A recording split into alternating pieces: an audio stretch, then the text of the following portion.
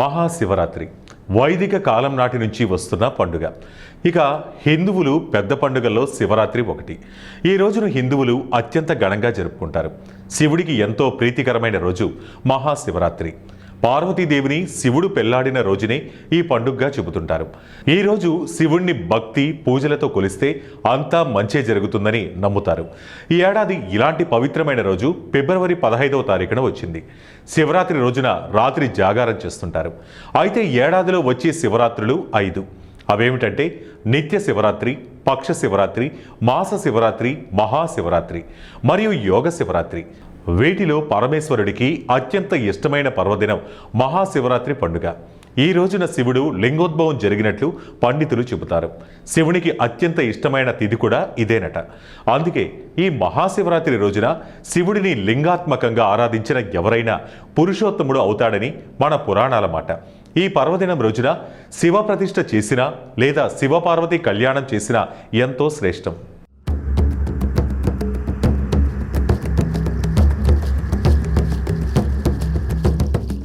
ఇక మహాశివరాత్రి రోజున శివానుగ్రహం పొందాలంటే ఈ పవిత్రమైన రోజున ఉదయాన్నే తలస్నానం ఆచరించి రోజంతా ఉపవాసం ఉండాలని పండితులు చెబుతున్నారు. అలాగే రాత్రంతా నిద్రపోకుండా లింగోద్భవ కాల పూజలు, జాగరణ చేస్తూ శివనామ స్మరణం చేయాలని అన్నారు. శివునికి అత్యంత ప్రీతికరమైన మారేడు దళాలతో పూజించడం, పంచామృతాలతో అభిషేకం చేస్తే విశేష పుణ్యం లభిస్తుందని భక్తుల నమ్మకం. అలాగే మాంసాహారం మద్యానికి దూరంగా ఉండాలి, రోజంతా భక్తితో గడపాలని చెబుతున్నారు. ఇక ఈ సంవత్సరం ఈ లింగోద్భవ కాలం రాత్రి 12:03:10 నుంచి 12:53:52 వరకు ఉన్నట్లు పండితులు చెబుతూ ఉన్నారు. ఈ పరమ పవిత్రమైన సమయంలో లింగ రూపంలో ఉన్న పరమేశ్వరునికి అభిషేకం జరిపించడం ఎంతో పుణ్యమని పండితులు చెబుతున్నారు. ఇతిహాస పురాణాల్లో వేదాలు అతి ముఖ్యమైనవి. అందులోనూ ఋగ్వేదం చాలా గొప్పదని పండితులు చెబుతారు. ఇందులో ఉండే రుద్రం ఇంకా గొప్పది. అలాగే పంచాక్షరి మంత్రంలోని శివ అనే 2 అక్షరాలు మరీ మరీ గొప్పవి. ఇక్కడ శివ అంటే మంగళమని అర్థం. వీటన్నిటికీ పరమ మంగళకరమైనది శివస్వరూపం. అంతటి శక్తివంతమైన పరమశివుని అనుగ్రహం పొందడం కోసం జరుపుకునే అతి ముఖ్యమైన పండుగ మహాశివరాత్రి.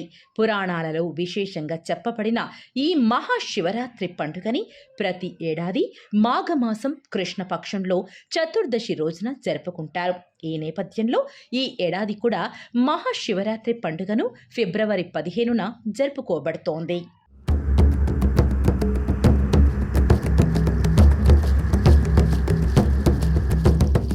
ఓం నమ శివాయ, ఓం నమో వెంకటేశాయ.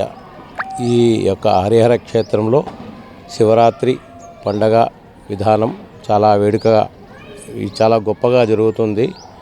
ఇక్కడ అనేక విధానాలుగా అభిషేకాలు, తర్వాత స్వామివారికి ప్రీతికరంగా భస్మాభిషేకము ఇట్లాంటివన్నీ కూడా జరుగుతాయి.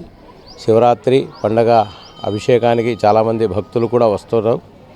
ఈ రావడమే కాకుండా ఈ యొక్క శివరాత్రి భక్తులు ఎంతో భక్తి శ్రద్ధలతో శివనామము ఇవన్నీ కూడా జపం చేసుకుంటూ స్వామిని తరిస్తారు. అంతేకాకుండా ఈ యొక్క స్వామివారి ఇక్కడ ఉన్నటువంటిది మరకతలింగేశ్వరుడు. ఈయనకు భస్మాభిషేకం చేస్తారు. భస్మాభిషేకము సాయంకాలం అభిషేకంలో ఈ యొక్క కార్యక్రమాన్ని జరిపిస్తారు. ఈ యొక్క భస్మాభిషేకము విశేషం అన్నమాట. సకల పాపాలు తొలగించేటువంటి విధంగా భస్మాభిషేకం జరుగుతుంది. కాబట్టి భక్తాదులందరూ కూడా విశేషంగా వచ్చి ఈ యొక్క స్వామివారి చివరి అభిషేకం భస్మాభిషేకం. కాబట్టి ఈ శివాభిషేకాన్ని భస్మాభిషేకం చూచి అందరూ తరించి స్వామివారి కృపకు పాత్రులవుతారని తెలియచేసుకుంటూ ఉన్నాను. శివుడికి విభూది అంటే ఎందుకు ఇష్టం? విభూది ఎందుకు ఇష్టము అంటే స్వామికి ఈ యొక్క భస్మాసురుణ్ణి సంహరించిన తర్వాత భస్మాసురుడు మామూలుగా శివునికి ఎక్కువ ప్రీతికరంగా భస్మంతో అభిషేకం చేస్తూ ఉంటాడు. అయితే శివుని తల మీదనే చేయిబెట్టి భస్మాసురుణ్ణి ఇచ్చేయాలని పోతే అప్పుడు ఆ యొక్క విష్ణు వచ్చేసి ఆయన్ను ఏదో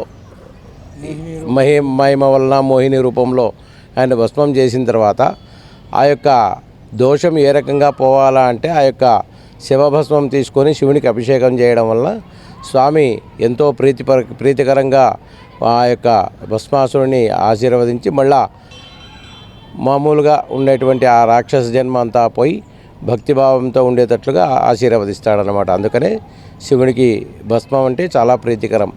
ఏ భస్మం శివభస్మం అంటే మరీ ప్రీతికరం. ఉజ్జయినిలో కూడా శివభస్మంతో అభిషేకం చేస్తారు. అదే కాకుండా శివునికి మానవుడు ఎవరైనా సరే భస్మాన్ని పూసుకొని అభిషేకం చేయడం కానీ లేకపోతే శివునికి భస్మంతో అభిషేకం చేయడం కానీ విభూతి రేఖలు పెట్టుకొని ఇట్లా చేసుకొని చేస్తే చాలా ఇష్టకరమైనటువంటిది. స్వామి మనకు పాపాలు పోగొట్టడానికే ఈ యొక్క భస్మాభిషేకం చేయాలన్నమాట. నీళ్లు పోస్తే సర్వము మనకున్నటువంటి దోషాలన్నీ తొలగిపోతాయనేటువంటిది ఈ శాస్త్రం చెప్తుంది. స్వామికి అభిషేక ప్రియో శివ అని, అలంకార ప్రియో విష్ణువు అభిషేక ప్రియో శివ అని చెప్తారు. కాబట్టి స్వామికి ఈ యొక్క అభిషేకం చేయడం వల్ల మనకున్నటువంటి అనేక రకాల పాపాలు తొలగించడమే కాకుండా మనకు ఎన్నో రకాల జయాలు కలిగించడం కానీ తర్వాత వరాలు ఇవ్వడం కానీ ఇవన్నీ మనం ప్రీతికరంగా స్వామికి జరుగుతుందన్నమాట. గౌరీ గణేశాయ నమః. మీరు కిందకే చూడండి. వందే శంభుమాపతిం సురగురం వందే జగత్కారణం వందే పన్నగభూషణం మృగధరం వందే పశునాంపతిం వందే సూర్య శశాంక భక్షిణయనం వందే ముకుంద ప్రియం వందే భక్త జనాశ్రయం చ వరదం వందే శివం శంకరం. శ్రీ పార్వతీ పరమేశ్వరాభ్యా నమః.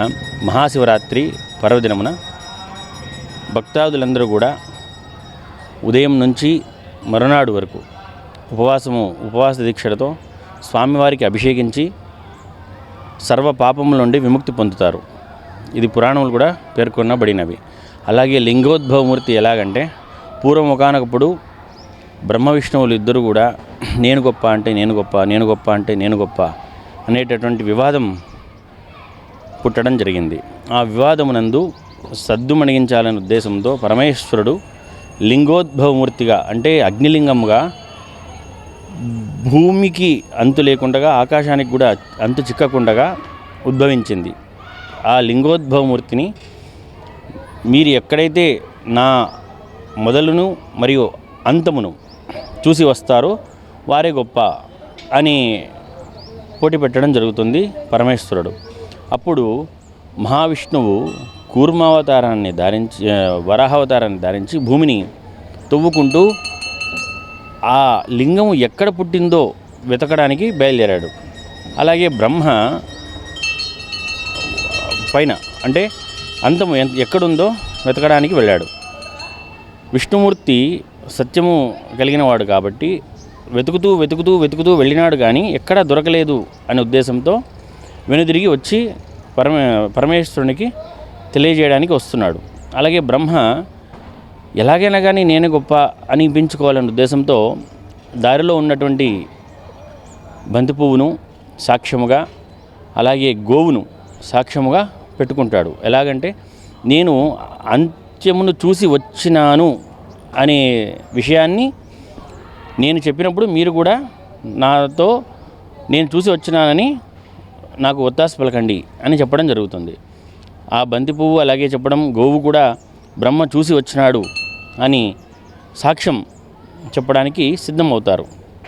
అప్పుడు పరమేశ్వరుడు మహావిష్ణువు యొక్క సత్యాన్ని గ్రహించి బ్రహ్మ అసత్యాన్ని గ్రహించి బ్రహ్మకు తన అహంకారమునకు శిరస్సు ఖండించడమే కాకుండా అలాగే గోవుకు నువ్వు నీ పృష్ఠభాగమును పవిత్రముగా ముఖముతో నువ్వు సాక్ష్యం చెప్పినావు కాబట్టి అప్పటి నుంచి గోవు ముఖాన్ని ఎవరు పూజింపకూడదు అనే శాపాన్ని రావడం జరుగుతుంది. బంతిపువ్వుకు కూడా ఎటువంటి పూజకు నువ్వు పనికిరావు అనే శాపము ఇవ్వడం జరుగుతుంది పరమేశ్వరుడు.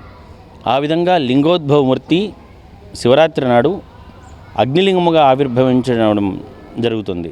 కాబట్టి మహాశివరాత్రి నాడు ఎవరైనా కానీ ఉపవాసం ఉండి అర్ధరాత్రి లింగోద్భవ సమయం కూడా వాస్తవానికి 12 గంటలకు కాబట్టి ఆ లింగోద్భవమూర్తిని అభిషేకించి సర్వ పాపముల నుండి విముక్తి పొందిని అంతిమున శివ సాన్నిధ్యాన్ని పొందుతారు. కాబట్టి మహాశివరాత్రి నాడు ఉదయం నుంచి రాత్రి వరకు ఉపవాసం ఉండి స్వామివారిని అభిషేకించి స్వామివారికి కృపకు పాత్రలు కావాలని తెలియజేస్తున్నాం.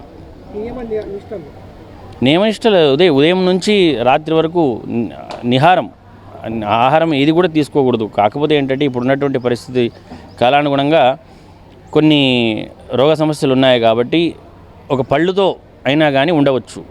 అన్న ఆహారం మాత్రం తీసుకోకూడదు, ఇది వాస్తవం. నిరంతరం ఓం నమశివాయ ఓం నమశివాయ ఓం నమశివాయ అనేటటువంటి పంచాక్షరి మంత్రముతో స్వామివారిని అహోరాత్రము స్మరిస్తూ ఏ పని చేసినా ఓం నమశివాయ అని పంచాక్షరి మంత్రాన్ని ఉచ్చరిస్తూ స్వామివారికి కృపకు పాత్రలు కావాలని కోరుతున్నాం.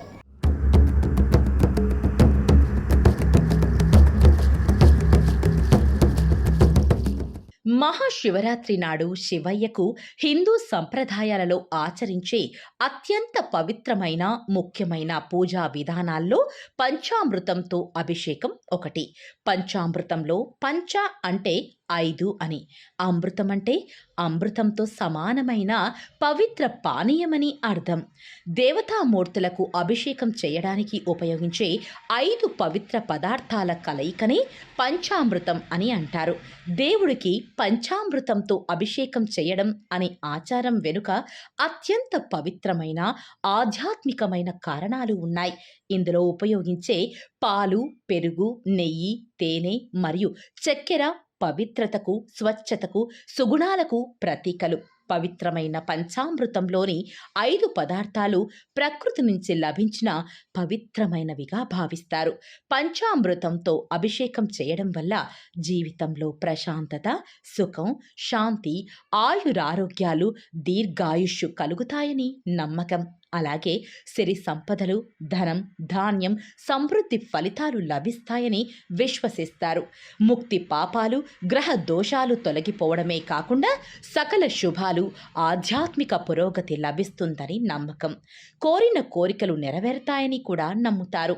ముఖ్యంగా శివుడికి, శ్రీ మహావిష్ణువుకి, అమ్మవారికి, గణపతికి, ఇతర దేవతామూర్తులకు పండుగలు, శుభకార్యాల సమయంలో ఈ పంచామృత అభిషేకం నిర్వహిస్తారు. అలాగే శివుడికి రుద్రాభిషేకం చేయడం వల్లనే రాముడు రావణుడిని జయించాడని చెబుతారు. శివుడికి రుద్రాభిషేకం అంటే మహా ఇష్టం. ఆచారాల ప్రకారం రుద్రాభిషేకం చేసిన వారి జాతకంలోని దోషాలన్నీ తొలగిపోతాయని, కోరిన కోరికలన్నీ ఆ పరమేశ్వరుడు నెరవేరుస్తాడని నమ్ముతారు. అలాగే అన్ని బాధల నుంచి విముక్తి పొందటానికి రుద్రాభిషేకం సులభమైన మార్గమని చెబుతారు. రుద్రాభిషేకం ఇబ్బందుల నుంచి విముక్తిని కలిగిస్తుందట. ఈ నేపథ్యంలో తమ తమ ఇండ్లలో రుద్రాభిషేకం నిర్వహిస్తారు.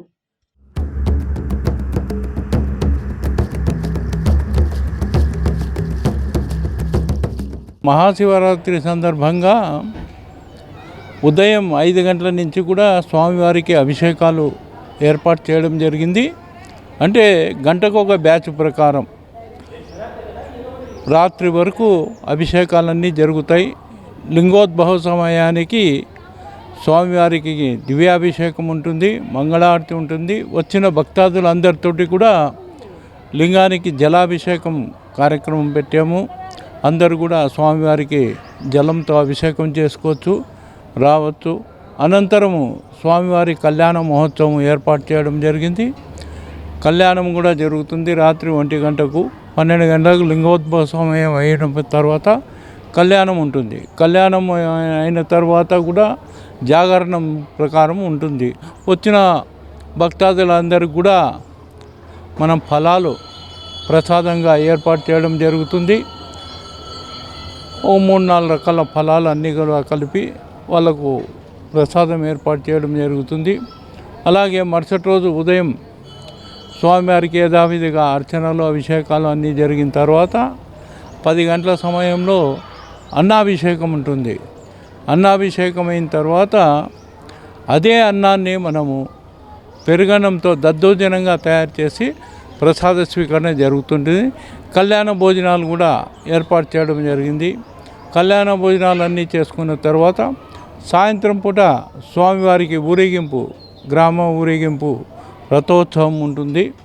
రథోత్సవ సేవలో కూడా అందరూ పాల్గొని ఈ కార్యక్రమాలనంతా కూడా జయప్రదం చేసి మన దేవాలయం ఇది సంకల్బాగు వెంకటేశ్వర స్వామి దేవాలయం అయినప్పటికీ కూడా ఇక్కడ శివకేశవులు ఇద్దరు ఉన్నారు. శివుడు ఉన్నాడు, విష్ణుమూర్తి కూడా ఉన్నాడు. కాబట్టి శివకేశవ దేవాలయం ఇది. హరిహర క్షేత్రం అని దీనికి పేరు.